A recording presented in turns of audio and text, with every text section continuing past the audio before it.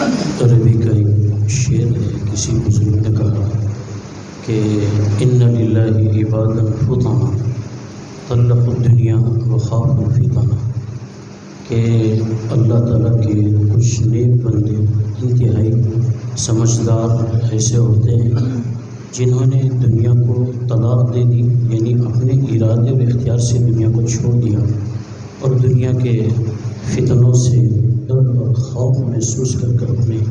ایمان کی حفاظت اور فکر فرمائی۔ انہی اللہ کے نیک بندوں میں ہم سب کے مخدوم گرامی استاد اور شیخ حضرت مولانا شاہ محمد کمال الرحمان صاحب رحمۃ اللہ علیہ، حضرت کو ہم نے دارالعلوم حیدرآباد میں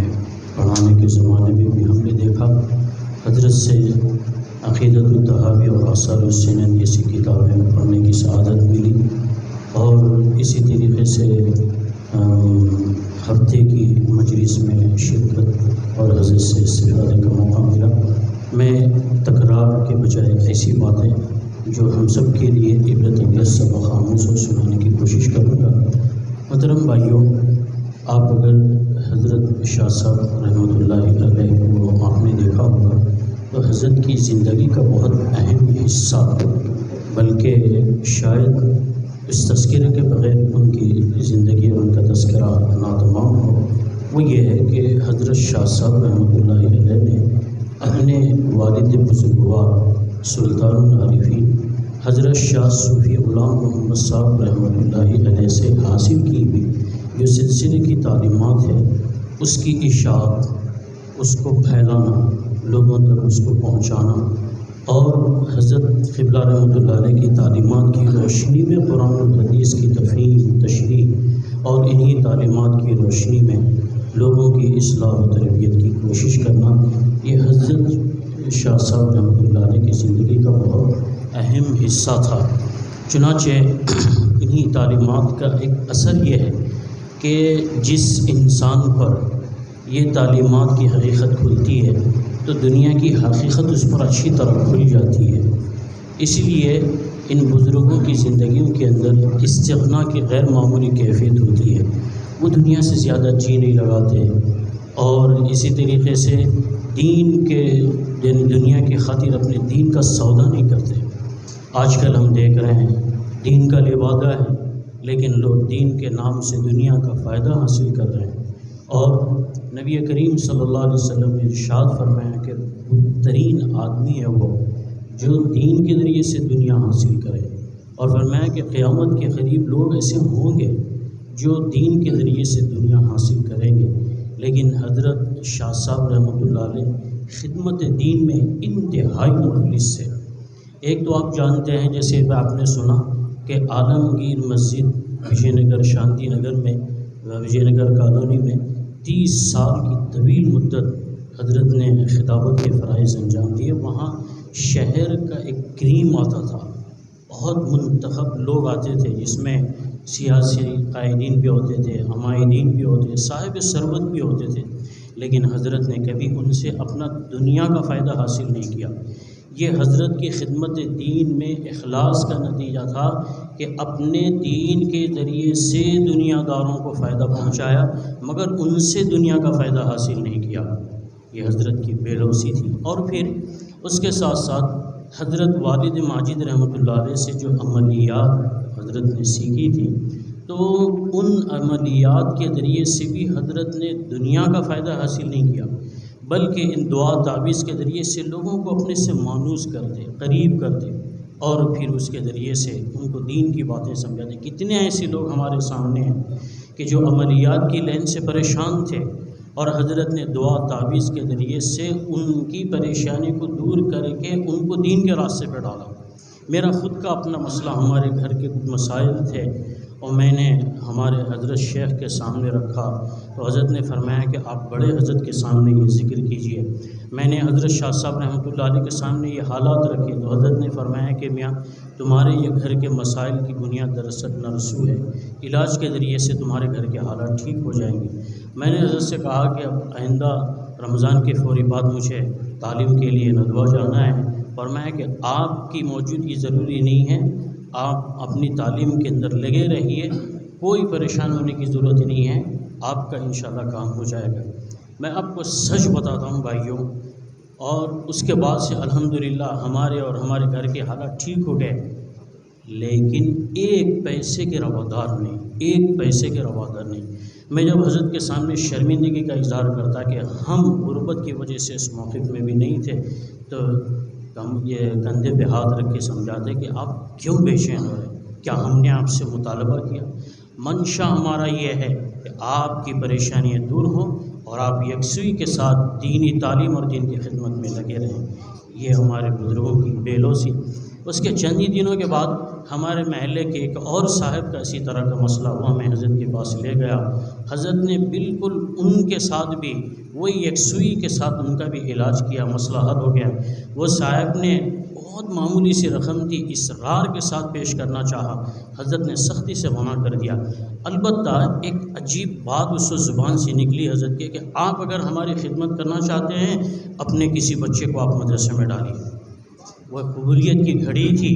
فوری انہوں نے اپنے بچے کو اشرف العلوم میں ڈالا اور بہترین بچہ حافظ بننے نکلا، اس کے ہاتھ پہ کئی بچے حافظ بن گئے۔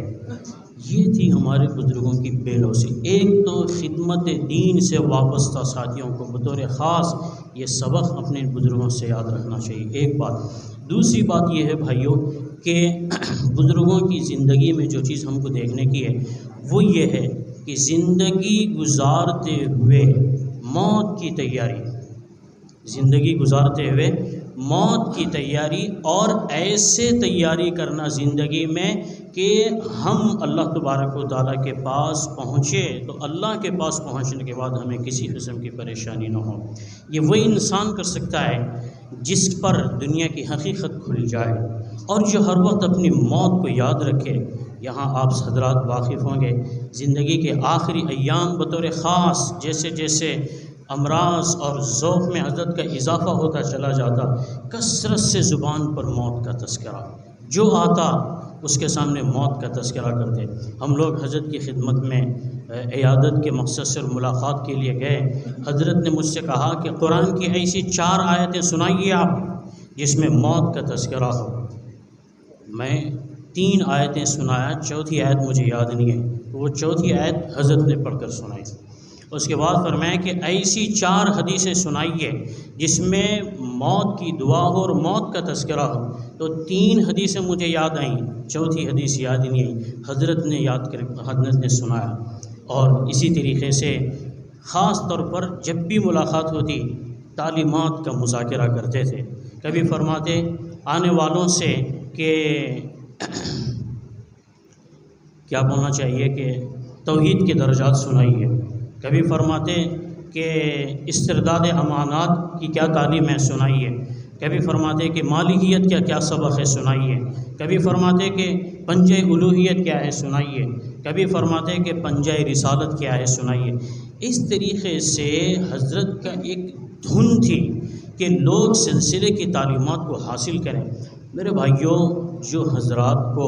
یہ تعلیمات کے سمجھنے کا موقع ملا یا انہوں نے کوشش کی ہوگی، ان کو اندازہ ہونا چاہیے، اور یہ ہمارے بزرگوں نے فرمایا بھی کہ ظاہری شریعت سے آگے کا یہ سفر ہے،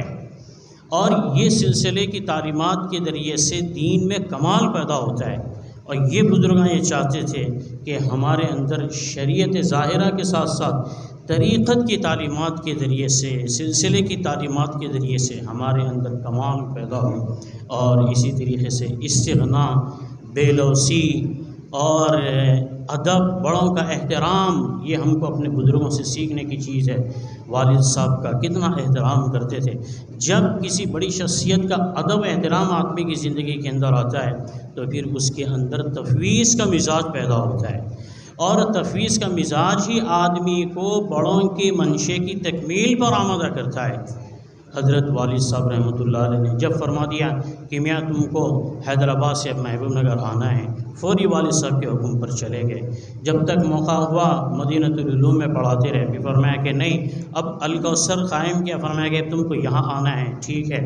پھر جب منشا ہوا، جیسے یہاں پرانے حضرات ہیں جانتے ہیں کہ حضرت جامع مسجد محبوب نگر میں جو خطابت کرتے تھے اور درس قرآن کا سلسلہ تھا، اس وقت مولانا کے پائے کا کوئی آدمی نہیں تھا پورے محبوب نگر میں۔ بڑے بڑے اہل علم اور سیاستدان تک سر دھنتے تھے حضرت کی خطابت پر، غیر معمولی بے مثال خطیب تھے حضرت۔ تو درس قرآن چل رہا، اچانک حضرت قبلہ صوفی صاحب رحمۃ اللہ علیہ نے اعلان کر دیا کہ ابھی آپ حضرات نے جن سے استفادہ کیا یا کر رہے تھے ان کی شادی ہونے والی ہے۔ فوری تیار، کوئی چون چرا نہیں، ارے ایسا کیسا۔ آج کل تو عام دور کے بعد عام عوام تو کیا، علماء بھی مختلف قسم کے شرائط کہ بھائی ایسا گھرانہ دیکھو، ایسی بچی دیکھو، کل کے دن پریشانیاں آئیں تو ذرا سنبھال لے سکنا، لیکن بزرگوں کے فیصلوں کے سامنے کوئی اپنی تجویز نہیں، خوشی خوشی تیار ہو گئے۔ یہ 3 باتیں اس وقت، ورنہ تو بہت ساری باتیں ہیں، جیسے مجھے حضرت کے وفات کی اطلاع ملی اس وقت سے لے کر اب تک جتنی باتیں ذہن میں آتی گئیں میں فوری لکھ کے اپنے لیے محفوظ کرتا چلا گیا۔ اس میں سے چند باتیں ہیں جو میں نے آپ کو سنائی۔ اللہ تعالیٰ اپنے کرم سے ہمارے